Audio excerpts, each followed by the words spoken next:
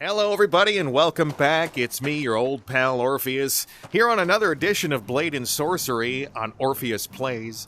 Yeah, I'm glad you're here. It's another fine day for a little bit of mayhem. We're in the canyon map again today, and we're going to be doing some little fun mode here. I've discovered another mode in this game. Well, not discovered, but I've started to play it more. I really enjoy it. We'll get to that in a second. I hope you are doing well wherever you are today. And, yeah, if you're enjoying the content, leave me a little comment below. Or just like it and, you know, subscribe. Do all the YouTube stuff. I mean, I'm trying to grow this channel, so, you know, why not? Hey. So we're playing Gladiators versus Bandits today. This is the Warzone setting. And apparently they know me, so they say that I fight in the arena a lot and deal with bandits, surely, right? All right, so let's kick things off. I'm having a little bit of a, what I usually call a brain day today. Woke up a little bit abruptly this morning. Not going to go into why, but it was just, you know, one of those days where, like, it's better to wake up than be woken up. Hey, bro. All right, well, first traditional kill of the day. We're going to do a Hulk smash on this guy. Ha! Did that not do it? All right, let's try it again. Oh, no. I'm going to slow motion Hulk smash. And smash. Okay, he did. Anyway, so yeah, you know, it's like, it's better to wake up than get woken up in the morning, right? So I got woken up today, and that was no fun. But anyway, we're just kind of having a little bit of a brain day today, which means that my coordination's a little bit off, my thoughts are a little bit slower. And, yeah, we'll see how it affects things. Again, this could be more... We're having another thing where they're just... I guess they're feeling remorseful. Hey, hi. How you doing? No. Is he gone? He's gone. Which activated the other two.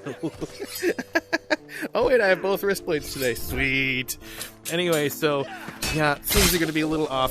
It is on a spectrum, and speaking of a spectrum, yes, I am actually autistic a bit, and that changes things. It makes things interesting, because I can get so overwhelmed so easily, and it's almost like panic at sometimes, because I can't process all the sensory information that's coming in. And so when that happens, I have to... Oh, no. I have to figure out ways to cope. And one of the ways that I have recently discovered... So, again, I hear music all the time. And the way that it sounds... I did another video where I tried to mix the music so it was a little bit more like what I experience every day.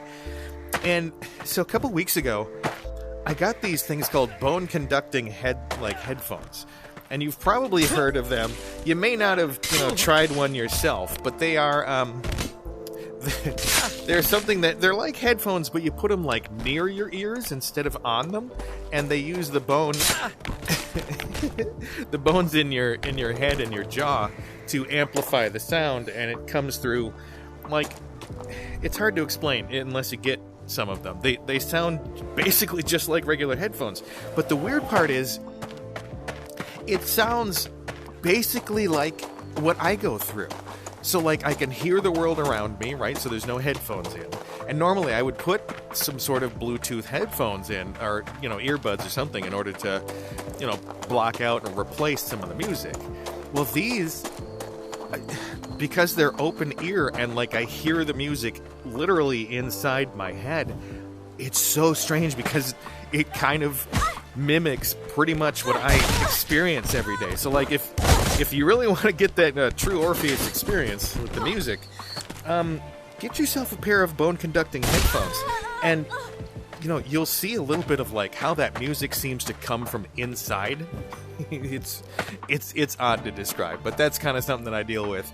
Yeah, so those are really cool, and I don't know, Bluetooth has kind of saved my sanity, actually. Like, without Bluetooth headsets, I would have to be wired to something all the time. Ooh, you are nasty. I'm not the ones to give you X. Arnold wants to ask you a question. Anyway, so yeah, man, you know, I was down. We have a beach kind of close to us, sort of, and I was thinking about going down there and walking, but then I noticed we have this like boat show in town, and God, I kind of don't like boat shows. I totally missed on both of those. I kind of don't like boat shows. I mean, I kind of do, because you get to go like see all the cool new boats, and like the ones that cost like, you know, $50,000, stuff like that, and like I enjoy seeing all those. But what I don't enjoy is like the people that now go to these boat shows a lot. They do it because there's like, oh, toys, you know, like, ooh, it's another big toy that goes vroom, right? And my dad was kind of like that. He was the guy that he had the motto kind of, you know, he who dies with the most toys wins. And give me this. Give it to me. Give it to me. There we go. Okay. No, I'm not going to eat dirt. You eat dirt. Sick my bass. Again. Oh, brain trauma is real today. Oh, gotcha. And yeah, so my dad is one of those guys that wanted toys. And so it was like, you know, motorcycles and four-wheelers and boats and jet skis and all that nonsense. Yeah, if you ever want to really go broke, get yourself a boat. Because, especially now with the way that gas prices are, this is just so cheap. Ha! But the way with gas prices are, you know, you fill your tank on your boat and it costs you $600, $700. But, yeah, my dad always loved, you know, being on the water and everything.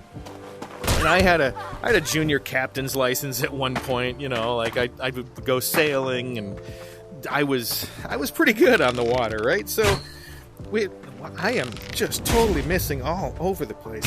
Huh? All right. Oh, hey, bro. All right, slow motion. You're getting smacked right off of this. There you go. Bye. Anyway, so yeah, I did all sorts of boating myself, and so I had a lot of experience, a lot of hours, you know, behind the wheel, and my dad had a lot of hours, and so what we would do. Why are you just? I'm a threat, lady. She's like, nope, I don't feel that. So we had a lot of hours, a lot of experience, and what that means is, like, you get bold sometimes when you think you have a lot of experience, and you think, well, I mean, on the grander scheme, it's not like, you know, we sailed across the ocean together or something like that, right? A lot of hours on, like, you know, boats that you'd take, you know, pull water skiers behind, and we had something called a bow rider, which is it was, I mean, imagine a regular boat, but it's got like a little bench seat. Whoa. It's got like a little bench seat in front. So I'm sure you've seen them, but back in the day they were like this novel idea, because like, well, I want a cabin so I can, you know, poop. That kind of thing, right? But these are, you know, open design. And so we would go out on these things, and when we didn't have, you know, when we weren't using the boat, there were these like snap-on tarpaulins, like tarps, that would cover like the front of the boat. Okay. God says no more bow for you, Orpheus. Okay, well, you know, let's do this. Let's give a little gravity on the situation. And so they had these like snap-on tarps. You get nothing, sir. And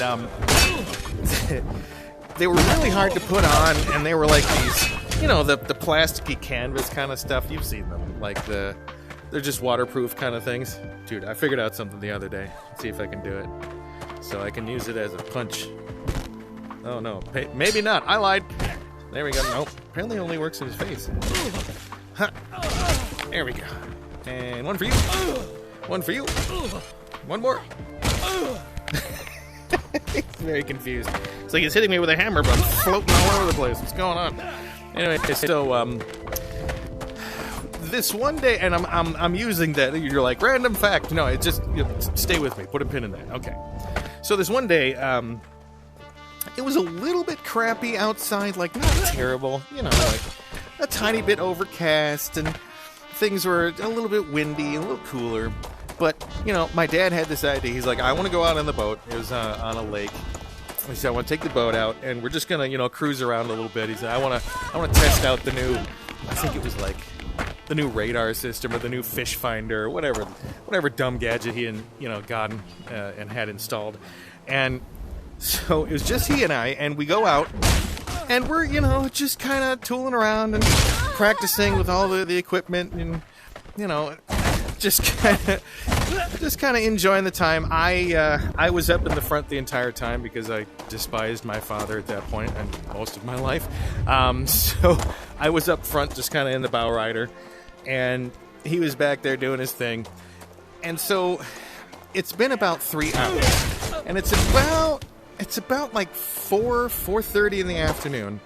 And it's, you know, starting to, we're several miles out into the lake, right? It'd take us probably about half an hour to get back to, like, the marina. And so, there you go. Have a little of that. Whee! Bye! Anyway, so, it's about a half an hour boat ride back to the marina. And so we start getting on our way, and then, like, we see behind us this storm front. It's just like over the lake there's these just black clouds rolling all the way from the horizon, and lady, and so and then we start to see lightning like spike down from those dark black clouds, and then my dad and I look, and it's like, well, maybe it's just going the other way. Well, no, it wasn't. It was coming right at us, and it was fast, right? So my dad decides, well, it's time to put the pedal to the metal, as it were, or the throttle to the bottle? No, whatever. You know what I'm saying.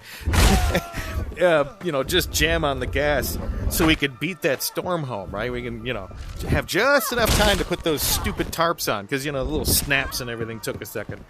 And so he's like, I'm just going to jam on it. And, wah, right, we're just going like 40, 45 miles an hour, which on the water, if you've ever been boating, anything over like 20 on the water feels like mildly dangerous in a regular boat. And then, like, you double that and it feels really dangerous. And so we're busting along and, like, just jumping over waves. It's starting to get wavy and, you know, choppy, and we're just and so suddenly we start to see the land, right? So it's like, oh, we're kind of home free, but it's still, you know, a good like 10 minutes, right? Before we even get close to the shore. And so at that very moment, come here. Like I said, my coordination, damn. So at that very moment, we hear the engine start to make some noise. And I kind of look at my dad, and he looks at me, and we both kind of look at the RPMs and the gauges on the boat. And we notice the RPMs going down, and we're starting to slow down. And it's like, you know, just kind of, the engines are just kind of going, meh, meh, meh, meh, meh, meh, meh. And we run out of gas. in the lake, in a boat, with a storm, like, right, it's like just like 2 minutes away, right? And we had this little trolling motor that was like, it was supposed to be for fishing, but my dad installed it for like situations just like this, right? So a little tiny motor sticking off to one side of the main engine, and you can lower it in the water, and you know, brum, brum, brum, like a chainsaw, start that thing up. And so he's like, yeah, lower that in the water. And I did, and, you know, release some pins and drop it in the water, and, you know, go, okay, let's start this thing up. And I just start pulling on the pull rope, on the starting rope, and it's doing nothing. It's just going ching, ching, ching. Like, oh no. like when was the last time you had this thing serviced? He's like, I don't know, like a couple years maybe. Ah, boy. So we start running through this checklist real quick. It doesn't sound like it's getting any sparks, so I'm like, okay, well, how about we need to check the spark plug, right? So we pull the boot off of it and kind of look at that, and kind of, you know, well, how are we going to test the spark plug? How are we going to know that the spark plug's any good? Oh my God. Hey, folks. What I'm about to tell you is not a very good idea. It's something. It's a really quick emergency way to know if either your spark plug wire, like the one going to the spark plug, or the spark plug itself is getting a charge or is letting off a charge. So my dad started pulling on the starting rope, right? So he's sitting there going, right? And he says, so what you got to do is you got to pee on the spark plug. I'm like, why? He says, well, we got to test to see. We got to test to see if the spark plug is letting off, enough electricity, and if the boot itself is delivering the charge. So I'm like, I don't want to do this. That's the only way we could test it. Why are you just standing there, bro? And so I'm like, okay. And so I kind of stand up a little bit and, pull out. And I start peeing a little bit. And he's like, okay, here we go. And, the spark was fine because I got a nice little shock in the old junkitude there. It hurt a lot. I'm not gonna lie, that was ranks up there with one of the more awful experiences I've ever had. Whew, but we knew the spark plugs were good, so now we've got about like a minute before the storm hits us, and it's starting to get really windy, and it's starting to get like stormy. There's lightning and thunder rolling across the water, and when you hear something like that across the water, it rolls across. It's just it's inspiring sometimes. And so there you go, a little for you. Yep, they're all dead. Yep, and they're flopping like fish. Apparently I pulled them out of the water. And so now it's like, okay, well, what's the next thing we can check? Okay, so the fuel. We got to check the fuel. And I'm like, why didn't we check the fuel first? Well, I just wanted to make sure there was I think he wanted to, like, pull that, why don't you pee on the spark plugs? Like, he knew it. Anyway, so check the fuel tank. And, that fuel tank was completely dry. Nothing. And so we're like, well, crap. What are we going to do here? There you go, little flick. Do. And it's like, well, we can't really do anything. It's not like we're going to row our way back to shore, right? There you go. You go off. And then you take a little flick across the throat. Nope. So it's like, what are we going to do? I don't even... we can't row. We can see the shore, but it's like, my dad was this huge fat guy. He can't swim, like a mile and a half. In like choppy water, and like, so it's like, well, we got to just like drop the anchor and batten down the hatches, right? Like, so we did just that. Like, I take the anchor and throw it off the side, and I'm like, this isn't really going to work. We're going to get like pulled all over the place. It's like, it's better to have a little drag, which it is. It's better to have a little bit of control, right, than none, especially if you're somewhere close to the shore. You don't want to smash up against the rocks or anything. And they're all posing. There we go. Oh, dude. Ha! Nope. Ha! One for you.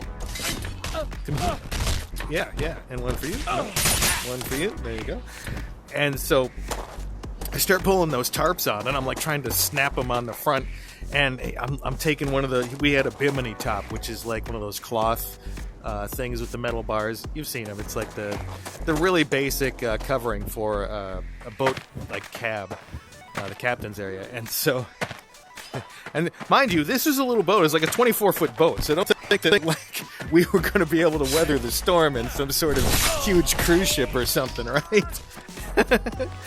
So the storm is starting to hit us, and I'm putting these things on, and my dad's starting to stuff things under the tarp in the back, and we're like, oh God, this is gonna suck. And we get it all battened down, everything covered up, and the storm hits, and we're getting nailed by like 4 or 5 foot waves just smashing into the side of the boat, and we're like holding on. We're going all over the place. And so it had been like, at this point, about an hour, because it had taken longer. We started to drift and all that stuff. And so by the time we get all set up so we can weather this storm, it's been about an hour. Well, let's flash forward about another 2 hours. We're just kind of drifting along. Oh, God, what a cheap shot. My honor is going to be so low for this one. Anyway, so we just kind of weather out the storm, and it was bad. Like, water was coming into the entire boat. Everything was soaked. The clothes were soaked. My dad's phone was soaked. Everything was just pretty much wrecked. And, well, it's starting to get a little dark. And it's like, okay, well, what are we going to do? We got to, get out of this situation. Well, it's like, we can't do anything now. It's starting to get dark, and we don't have a cell phone to call anyone, and the radio doesn't work anymore because it's, gotten completely soaked by everything. So everything's waterlogged. We're like, crap, what do we do? What do we do? And my dad says, well, I mean, we gotta try to get some sleep overnight and see if we can't make it back in the morning. Well, so we start getting ready for the night, and the anchor decided to start pulling away because it was getting pretty rough. Like, the 4-foot waves turned into like 5 and 6 foot waves. We're getting smacked and smashed around, and so we start getting close to the shore, and we're just kind of, whoa, back demon. So we're getting closer and closer to the shore, and then we beach, right? We're like on a sandbar, like it's good 20 feet from the shore, and we're just okay. So now the boat is on the sitting on the sand, and so it's like, well, I mean, we got to stay here then, we can't really do anything. We can't see. We don't know where the hell we are, right? So it's not like we can just, walk up on land and go find somebody, because it was a lot of just forest. Like there wasn't anything to see there. There wasn't really a way to get up on the shore. Wow. And so we're like, well, I guess we're just gonna try to get some rest. And like, the boat was just pitching. It's like, doing this all the time. I'm getting sick. My dad's trying to get some sleep, so he's snoring on and off. It's like, well, I guess we're gonna have to just be resigned to this is the suckage that's going to be the rest of our night. Ooh, disarmed, And so, like, okay, well, I guess this is our night. And I'm just getting to sleep. And there's a spotlight. Just lights up the boat, right? And we hear, oh, wow, dude, nice shot. And so I hear, hello, is everyone okay? Over a little like PA system, like over a megaphone. And really, like, I pop my head up out of the tarp there, and I look, and it's this big Coast Guard ship. like 40, 50 foot ship, just like right there, and like, painted that red color with some of the white, and like just big spotlight, and like the swirling lights on top, and there's like 8 guys on the boat. They've all got like life jackets and like ropes and emergency rescue equipment and stuff, and they're all like ready to go. So, it's like, is everyone okay? Is anyone injured? I'm like, no. And my dad he peeks his head out too. And we're like, what the F is going on, right? I mean, we're like, we're thankful for this, but we're like, well, how did this, like, it's not like they were just, out and about doing their route in the neighborhood and like, oh, there's a boat that's stranded. Well, turns out my mom panicked when we didn't show up in time. And my mother has this tendency to kind of go to 11 real quick. Like, she'll start at 0 and go to like just full bore real quick. So when we didn't get home, and we were like about an hour late or so, and she couldn't reach my dad on the phone, just kept going to voicemail. And so my mom called the Coast Guard. Like, hey, it's the Coast Guard, yay! And so they came in and they like board our boat, and they're like looking around and like, did you guys have any technical issues or something? My dad says, no, we just ran out of gas. And they kind of look at my dad like, you're an idiot. And then they said, well, you got this trolling motor. Didn't that work? He's like, yeah, no, it's out of gas. And again, I'm glad that it was him, because if I had to tell, like, members of our Coast Guard, yeah, we run out of gas on 2 different engines today, they'd be like, okay, well, you're a moron. Anyway, so they cleated a rope, tied a rope to the bow of our boat, and towed us back in. And that cost our family, what was it? Something like $7,000 or something like that, because we weren't actually in danger necessarily. I mean, we were, but like, it wasn't like one of us was bleeding and like floating in the water, like boop, boop, boop, right? So we got charged partially for the mishap that my mom had called in. So that's no fun. I've also boated in the Bermuda Triangle, by the way. Actually, have been to Bermuda several times, and just once took a boat over, and obviously I'm still here, so I don't believe all that nonsense with the Bermuda Triangle. I mean, I might. I don't know. What are there, geomagnetic storms or a pocket of hydrogen cyanide sulfide or something in the water? Where did everyone go? I hear them. I hear some mayhem going on. Anyway, that's the story of when the Coast Guard rescued me. Because my mother is way too helicopter parenting. Anyway, that's that. I hope you enjoyed yourself. I know I did. And we'll see you on the next one here on Blade and Sorcery on Orpheus Plays. Bye!